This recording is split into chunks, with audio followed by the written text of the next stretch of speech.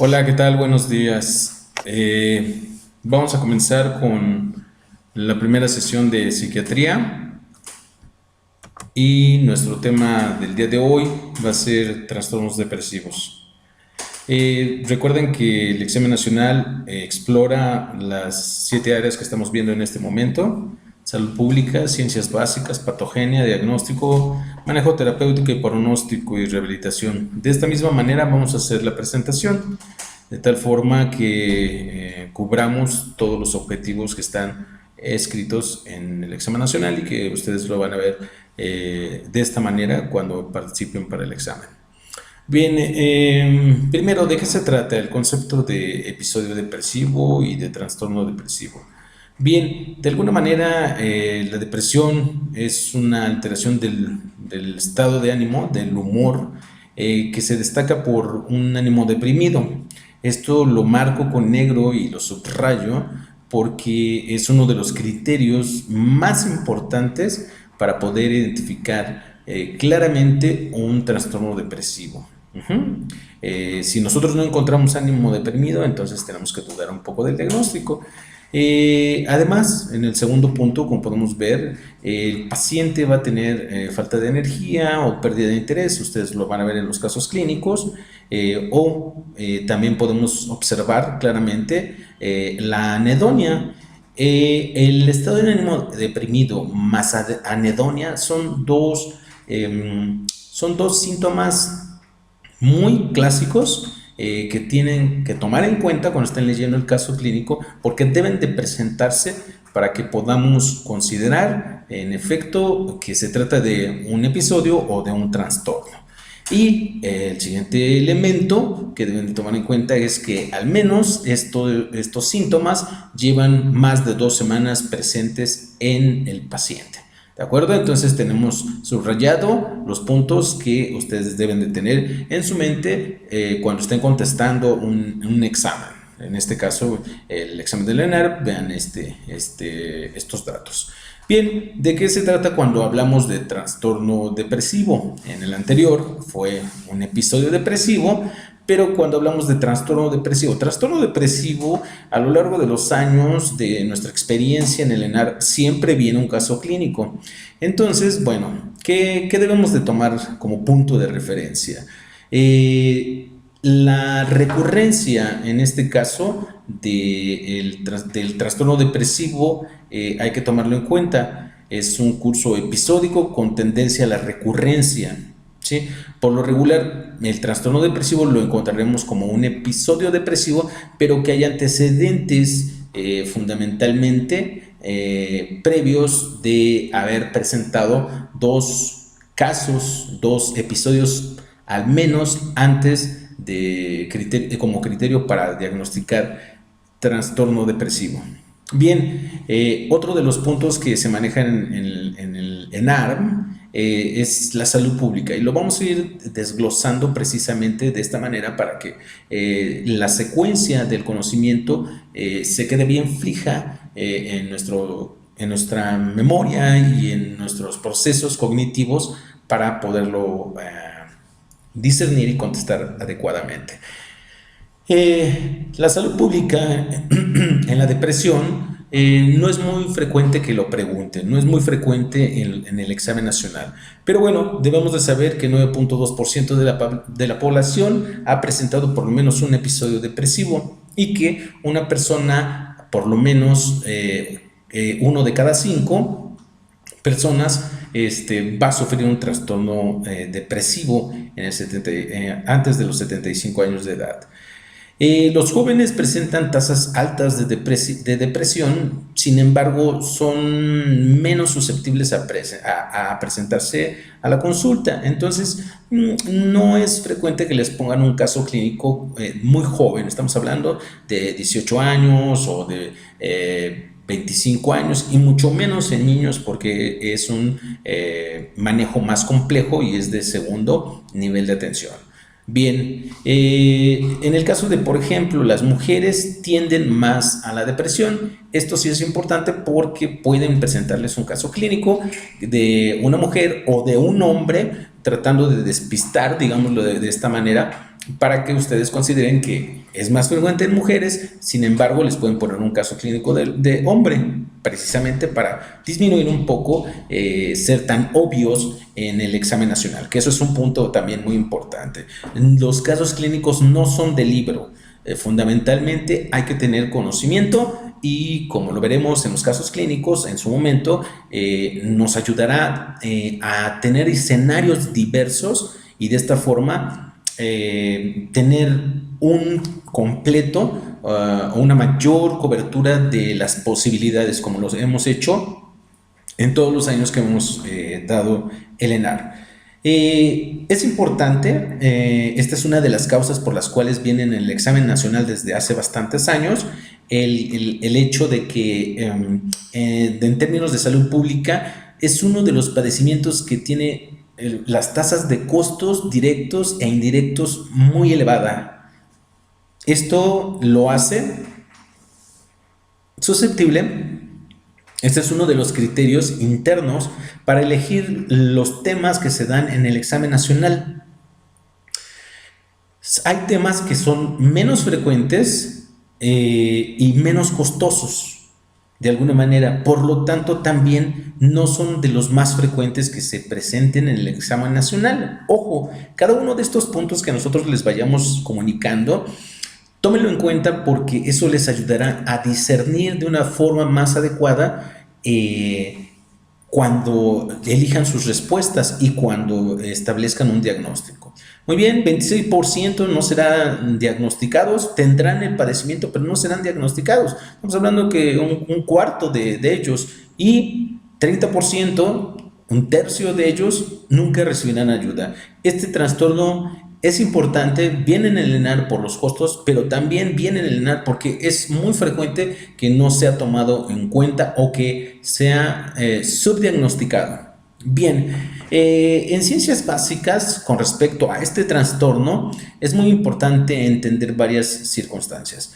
En psiquiatría, las ciencias básicas de alguna manera están limitadas, por decirlo de esta manera, ya que son padecimientos en donde tenemos muy pocas evidencias.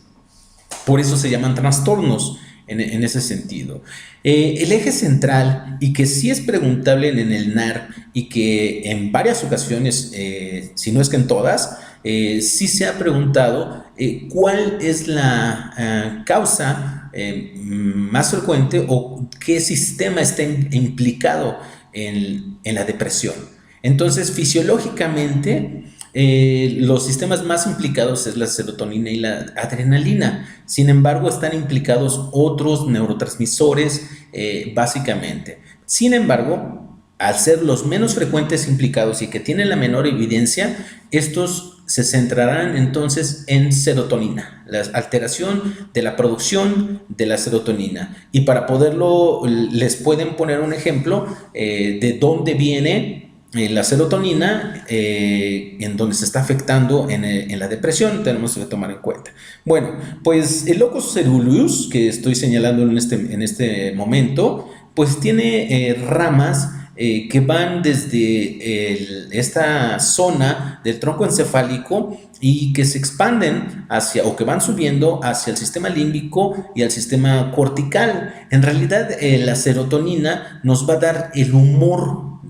Podemos llevarlo hacia esa área. El humor, algunas cosas relacionadas a la motivación, básicamente, y la noradrenalina, si estamos, también está implicada, pues también los tenemos en los núcleos del RAFE, en el tronco encefálico, y que también van hacia el tálamo. Esto es muy importante, y hacia otras regiones también de la corteza cerebral, porque dan el tono cortical fundamentalmente. Pero en el tálamo y en otras regiones está implicado por la falta de actividad, por un lado, un aumento en el enlentecimiento y además una sensación que podríamos decir dolorosa o de cansancio, que los pacientes lo refieren. ¿De acuerdo? Bien, en la patogenia, en este caso, estamos hablando de trastorno depresivo.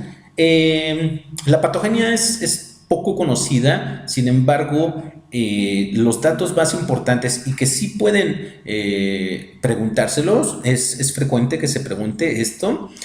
Básicamente, el núcleo central es la disminución de la producción de serotonina en ese aspecto, la alteración de la transmisión de la serotonina, eso es parte de la patogenia, el desequilibrio entre la serotonina y la noradrenalina, y la alteración del circuito límbico talámico cortical, que es el circuito que nos va a ser útil o por donde se transmite la noradrenalina. El circuito límbico estriado pálido tálamo cortical está relacionado con la actividad, con la disminución de actividad y energía que el paciente refiere durante este trastorno. Entonces, ¿qué debo de responder en el examen nacional? Si me preguntan cuál de los sistemas está implicado en el padecimiento de trastorno depresivo, pues si me colocan producción de serotonina o alteración en la transmisión de serotonina, yo debo de elegir alteración en la transmisión de serotonina.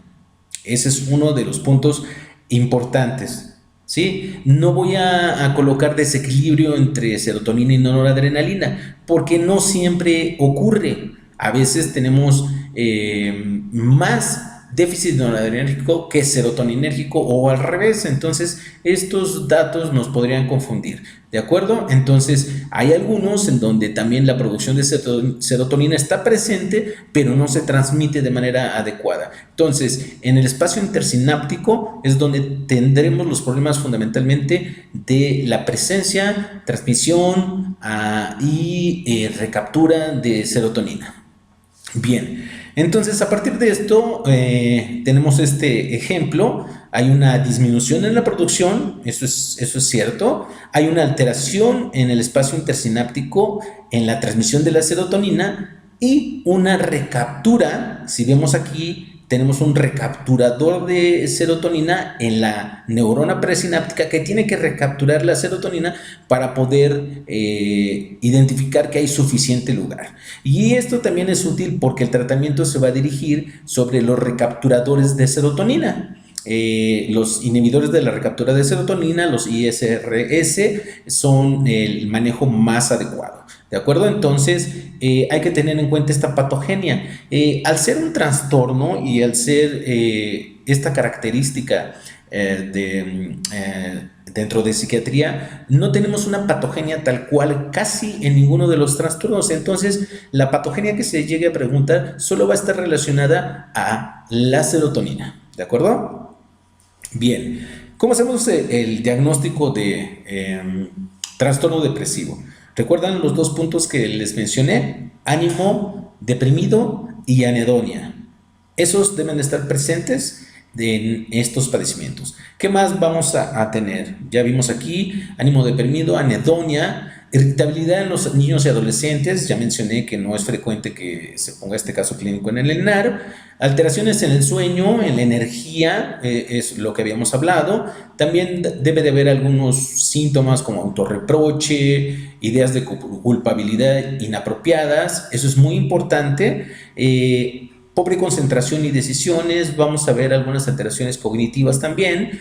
Hay que tomar en cuenta que si el paciente presenta ideas suicidas o ideas de muerte o ideas de agresividad heterodirigidas, o sea, hacia otros, o autodirigidas, esto es un criterio para segundo nivel. Si ustedes observan en el caso clínico cualquiera de estas dos indicaciones, ideas de muerte para sí mismo o ideas homicidas, entonces de inmediatamente es indicado segundo nivel. No lo piensen más, no hay que enviarlo a casa, se tiene que enviar directamente. ¿Qué otro punto debe de tomarse en cuenta para que sea un trastorno depresivo? Bueno, pues tenemos trastornos depresivos con síntomas psicóticos, pero el que se va a presentar fundamentalmente en el NAR no ha sido con síntomas psicóticos porque el tratamiento cambia mucho y el envío también es a segundo nivel, el manejo es distinto. Entonces, tomémoslo en cuenta, pero hay que ver que no se presente en el examen. ¿Qué otros datos no nos van a estar presentes? Nunca ha tenido síntomas de manía o la presencia de una sensación de energía en exceso o hipomanía, ¿no? ¿Esto qué nos estaría dando? Nos estaría diciendo que lo más probable es de que se trate de un trastorno de tipo bipolar. Por lo tanto, no debe de existir el antecedente. ¿Cómo lo vamos a preguntar? Hubo un tiempo en donde usted se sentía, bueno, en este caso, en el examen, ¿cómo lo vamos a ver? Que no haya síntomas de que el paciente refiere o los familiares refieren que tuvo una gran cantidad de energía hace 2 meses, sin embargo, después comenzó a presentar los síntomas de depresión. Bien, ¿qué otros elementos? No se debe a una enfermedad. Fundamentalmente, digamos, por ejemplo, un hipotiroidismo podría llevar hacia la depresión en un sujeto. Y otro de los puntos es no es debido a una pérdida, en el caso de la muerte de un familiar o algunas otras circunstancias. También que no se deba al uso de un fármaco que tienda a generar depresión. Normalmente no colocan esta situación en el examen nacional, por lo tanto, bueno, nada más hay que ver. La escala de Beck es una de las que más se utilizan para identificar la depresión. Se las pueden colocar, pero solo recuerden que después de 12, recuerden que son 21 ítems y solo después de 12 estamos hablando de una depresión, ¿de acuerdo? Entonces, bueno, muy en escasas ocasiones se ha llegado a utilizar la escala de Beck, pero fundamentalmente como menciono. Bien, puede llegar a haber un caso de depresión en el adulto. Esto va a ser más frecuente en el sexo femenino: aislamiento social, viudez, divorcio, enfermedad, polifarmacia, dolor crónico, trastornos del sueño, abatimiento funcional, duelos, institucionalización. Esto sería en el adulto mayor, fundamentalmente, que tiene un padecimiento, que tiene una condición socioeconómica importante, que está viudo, que ha tenido pérdidas, que ha tenido diferentes circunstancias, y la escala de Yazabek es la más adecuada. Si se dan cuenta, con 15 puntos estamos hablando de la confirmación de un trastorno. Si se dan cuenta, son puntos muy claves en donde nosotros les vamos a estar mencionando qué es lo más probable que pueda ocurrir en el examen nacional, por nuestra experiencia, tanto de los temas que vienen como las claves para identificar y poder elegir la respuesta más adecuada. Bien, el manejo psicoterapéutico. Bueno, primeramente, si alguno de las respuestas incluye solo psicoterapia cognitivo-conductual, va a ser incorrecto. No puede haber psicoterapia cognitivo-conductual sola, ¿de acuerdo? La otra opción es de que venga fluoxetina de 20 a 60 miligramos por 2 años. Esto sería correcto. Sin embargo, lo más adecuado es de que haya los dos contextos. O sea, una respuesta donde venga fluoxetina más terapia cognitivo-conductual. Si no viene terapia, o si viene otro tipo de terapia, va a ser una respuesta incorrecta. Los 3 fármacos que son más usados es fluoxetina, paroxetina o sertralina. Si vienen los 3 en la pregunta, debemos de contestar el primero, que es fluoxetina. Estamos hablando de una mujer de 35 a 45 años de edad, en donde no tenemos algún elemento contraindicado para utilizar fluoxetina, ¿de acuerdo? ¿Qué otros puntos en el manejo terapéutico debemos de tomar en cuenta? Bueno, se va a requerir red de apoyo, a veces viene, a veces no viene en el examen, así como terapia ocupacional en los casos, ¿de acuerdo? Entonces, hay que tener bien en cuenta fluoxetina más terapia cognitivo-conductual. Esa es la mejor respuesta. Si viene solo fluoxetina, es la respuesta correcta. Si viene psicoterapia cognitivo-conductual sola, no es respuesta, solo en combinación. Correcto. ¿Cuál es el pronóstico? Recuerden que nos están preguntando en el ENAR, nos pueden explorar cualquiera de estas condiciones. Pocas veces en psiquiatría se ve el pronóstico, solamente en algunos padecimientos. Bueno, pues los pacientes con depresión son aquellos que van a generar un número importante de días laborales perdidos. Esto es importante. Está muy asociada la depresión con la diabetes, la hipertensión y otros trastornos de alguna manera como los cardíacos.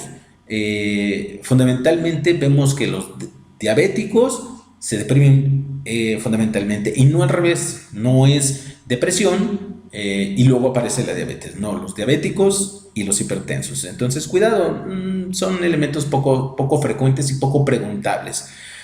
Lo que sí pudiera ser preguntable son la relación entre como pronóstico, que si no se trata, pues bueno, las adicciones, el suicidio, la violencia que vamos a encontrar y que es muy importante en jóvenes. Eso lo vamos a visualizar.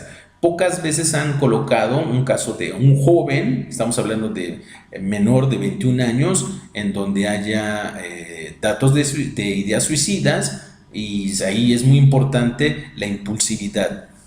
Pero bueno, este es el pronóstico. Del 50 al 84% van a presentar recuperación, lo cual es importante. Es un pronóstico bueno si es diagnosticado a tiempo, tiene buen pronóstico de recuperación, depende de una buena dosificación, un buen seguimiento y una buena duración del tratamiento. Eso es muy importante que lo veamos en los casos. Y bueno, del 12 al 24 lo recaen. Esto es por circunstancias de fundamentalmente no haber tomado el tratamiento durante el tiempo indicado o no haber tomado la dosis suficiente. Y bueno, en los pacientes adultos mayores puede presentarse un concepto de pseudodemencia. Bien, en rehabilitación, muy pocas veces lo han presentado, no recuerdo la última vez que se haya presentado, que nos den información aquí. Esto es más hacia las áreas de ortopedia o condiciones por el estilo. Aquí en psiquiatría muy pocas veces. La rehabilitación fundamentalmente se basa en redes de apoyo, terapia ocupacional, como podrán ver de alguna manera, evitar tratamientos terapéuticos, evitar la cronicidad, evitar las comorbilidades y evitar la polifarmacia. Eso son nuestras medidas de rehabilitación secundarias. Muchas gracias. Como verán, este es el elemento fundamental para tener nuestra primera sección, que es la sección teórica dentro de este curso en ARC. Muchísimas gracias.